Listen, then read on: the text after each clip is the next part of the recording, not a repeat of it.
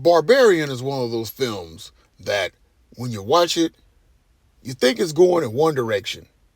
But when it gets to the second or third acts, you go, oh yeah,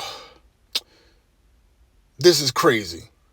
Now, back in 2022, when I first heard about this film, I heard about it through movie reviews from different YouTubers. And I'm going, Barbarian. Oh, okay, this sounds interesting. Never seen a trailer, didn't even bother because I wanted to go into this movie blind, expecting the unexpected.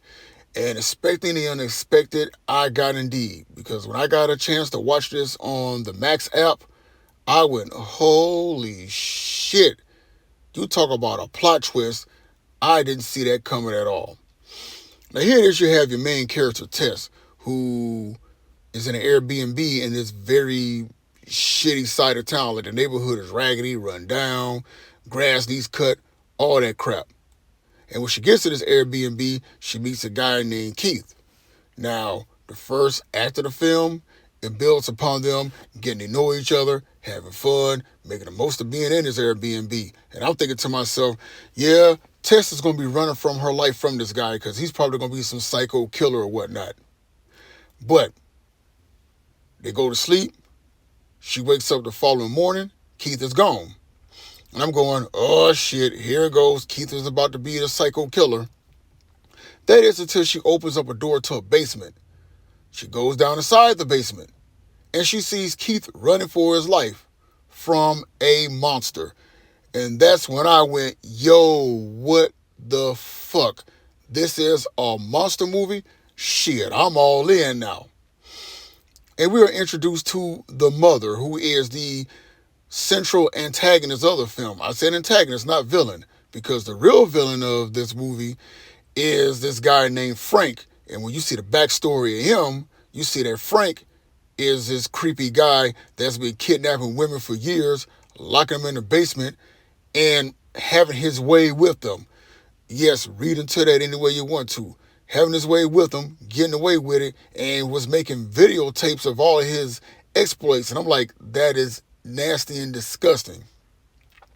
And the mother is a result of abuse, physical and SA abuse, and also generational incest.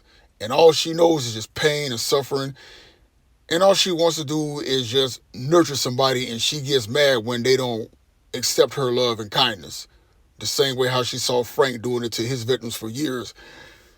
And this film really was a trip in itself. And for that, I have to give it 2 thumbs up in my book because, like I just said earlier, I went into this film blind, not knowing what to expect. But when it was all said and done and I got to the end, I go, now that's how you're supposed to do a plot twist of the film, and that's how you're supposed to do a movie.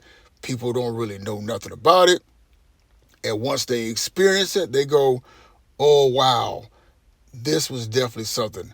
Oh, yeah, and Justin Long is in this movie, too, as a disgraced actor facing a lot of allegations as well.